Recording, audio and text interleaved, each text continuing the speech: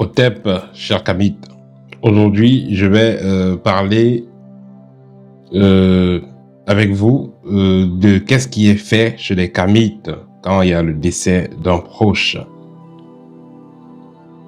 Dans la tradition Kamite, quand il y a le décès d'un proche, on ne va pas tout simplement dire repose en paix. L'individu va se reposer évidemment après avoir fait sa mission de vie. Mais également, il va se reposer s'il part en paix. C'est dans ce cas qu'on va dire qu'il reste dans la paix. Mais si quelqu'un a été assassiné, ce n'est pas une histoire de paix. Cette âme ne peut pas être en paix s'il n'y a pas lumière sur son assassinat. Une âme est dans la paix quand il y a lumière sur son assassinat. Je vais prendre le cas d'une personne qui se fait assassiner et jeter dans un égout ou dans un trou quelque part. L'âme de la personne va errer aux alentours et essayer de contacter les proches ou ceux qui sont dans les environs pour signifier qu'il y a un corps à tel endroit, jusqu'à ce qu'on retrouve le corps et qu'on fasse ce qu'il y a lieu de faire. Et par la suite, l'âme pourra donc contacter les personnes nécessaires pour qu'on puisse mettre lumière sur le décès de celle-ci, de cette personne-là. S'il s'agit donc d'un mystique, le mystique, une fois qu'il a été donc assassiné, s'il faisait partie d'une société secrète, c'est ceux de la société secrète qui vont d'abord demander le corps pour faire des rituels, pour savoir qui a assassiné la personne et pour quelle raison. Et s'il n'y a pas de raison valable, s'il n'y a pas de culpabilité sur la personne, par rapport à la personne qui est décédée, alors ils peuvent donc faire une vengeance. Il y a des cas où donc dans une famille, les gens ont perdu leur frère ou leur soeur, quelqu'un de leur famille, de façon suspecte. Ils vont amener la personne donc chez des spécialistes qui vont faire des autopsies traditionnelles. C'est-à-dire que, voilà, j'ai assisté personnellement à comment on le faisait pour un proche. Donc, ces guérisseurs qui étaient là, ils ont pris un couteau, ils ont ouvert la personne, les entrailles, et puis ils ont observé tout ce qui se passait. Ils ont observé l'intérieur du corps, mystiquement, ils ont vu qu'est-ce qu'il y a. Et ils ont dit quelle était la cause. Donc, pour dire que ça fait partie de nos traditions. Ça, c'est chez nous à l'ouest. Mais dans d'autres villages, il y a d'autres formes d'autopsie. Une façon de dire que quand une personne est décédée, il y a toujours une autopsie qui se fait.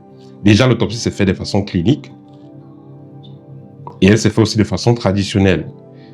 Et de façon clinique, qu'est-ce qui se passe quand quelqu'un est décédé? On va ouvrir, on va regarder le foie, on va regarder le cœur, on va regarder certains endroits du corps. Est-ce qu'il n'y a pas quelque chose d'anormal? Si on voit peut-être le foie avait éclaté, le cœur avait fait ci et ça, on va pouvoir donc faire une autopsie normale avant d'enterrer. Donc on pourra écrire dans les archives et dire, bon voilà, il est décédé de telle ou telle chose. Et c'est pareil au niveau mystique. Si quelqu'un est mort de façon suspecte, mystique, on pourra également donc faire une autopsie spirituelle et savoir qu'est-ce qui a tué la personne.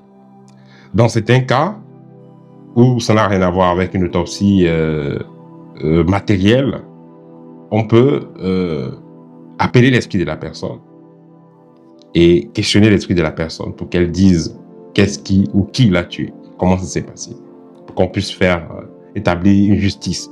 Et ce n'est qu'après cela qu'on pourra donc congédier cette âme-là et lui souhaiter la paix, lui souhaiter de reposer en paix.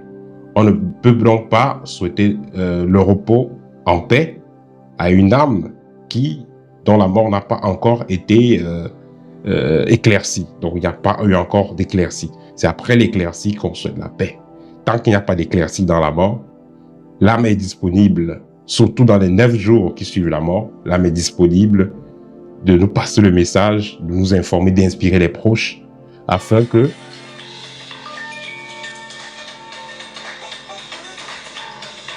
désolé là, voilà. L'âme sera donc disponible après, disons, pendant ces 9 jours-là qui suivent le décès. L'âme sera donc disponible pour pouvoir dire aux proches ou alors faire comprendre aux proches, les montrer même par des rêves, par des signes, inspirer des gens, afin qu'on puisse avoir un éclairci sur les circonstances du décès de l'individu. Une fois qu'on saura comment est-ce que la personne est décédée, qu'est-ce qui a causé cela, alors on a donc le choix, on peut souhaiter donc à cette âme d'aller en paix, ou alors on peut demander à cette âme de faire une riposte, de se venger. On peut transformer avec des rites, on peut faire donc de cette âme-là une âme guerrière, donc un esprit qui sera dans l'invisible une divinité guerrière pour combattre dans la même cause pour laquelle les gens ont eu à assassiner l'individu. Donc ça, c'est ce que je voulais vous rappeler en ce qui concerne nos traditions sur les morts, les assassinats des individus. Donc, dans nos traditions, vous ne pouvez pas assassiner quelqu'un, que ce soit physiquement, que ce soit mystiquement, et penser qu'il n'y aura pas de réplique. C'est vrai que la nature fait toujours son travail, mais les hommes aussi, dans certains cas, sont obligés d'entrer en action pour prouver à ceux qui veulent s'amuser avec eux, avec leur communauté, pour leur prouver qu'eux aussi, ils peuvent frapper dur. Parce que si, voilà, c'est trop facile. Nous sommes une communauté kémite et puis nous avons perdu, ou nous perdons un de nos chers, une personne très active dans notre mouvement, nous perdons une tête de notre mouvement et nous souhaitons tout simplement que cette personne ait en paix. C'est trop facile. Vous avez perdu quelqu'un de votre, si vous perdez un de vos proches de la famille, votre parent ou votre frère, votre soeur, vous n'allez pas seulement souhaiter que la personne ait en paix, vous allez mettre la lumière. C'est votre devoir de mettre la lumière sur les circonstances du décès de la personne. C'est votre devoir de faire des enquêtes jusqu'à ce que cela soit possible. Faites des enquêtes au maximum pour savoir exactement qu'est-ce qui a fait que la personne soit assassinée, qu'est-ce qui a fait que la personne décède et comment. Quand vous aurez donc toutes les informations, vous saurez qu'est-ce qu'elle doit faire. Soit souhaiter la paix, qu'elle est en paix, soit demander qu'elle se venge ou soit demander autre chose. Voilà, pas forcément la vengeance, mais demander autre chose.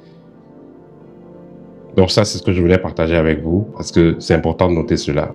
On ne va pas souhaiter que la paix. On ne va pas faire que dormir le dossier. Il faut parfois aussi frapper pour que l'ennemi sache qu'il ne va pas s'amuser avec vous. Parce que si quelqu'un passe le temps à blaguer avec vous, on vous fait du mal, vous laissez tomber et vous fermez les yeux, vous n'essayez pas à voir qu'est-ce qui se passe ou à riposter, ben, demain on fera la même chose, on le fera de plus en plus. Ça a longtemps été comme ça, mais il faudra que les gens comprennent que le temps change. Ce qui a été fait ne va plus se refaire de la même façon. Nous avons le savant Cheikh Anta Diop qui est décédé de façon suspecte. Et nous avons maintenant le professeur Omotunde qui décède aussi de façon suspecte. Voilà, nous allons mettre la lumière sur son assassinat. Par tous les moyens, nous allons mettre la lumière sur ça. Et nous saurons qu'est-ce qui s'est passé. Et il y aura justice par rapport à ça. Donc, que ceux qui ont mis la main pour retirer sa vie, ne s'inquiètent pas. Nous saurons qui a fait quoi. Et nous allons mettre tous les moyens en jeu pour savoir qui a fait quoi. Et il y aura justice sur cette affaire. Donc voilà, ça c'est le petit partage que je voulais faire avec vous. Au TEP et à très bientôt.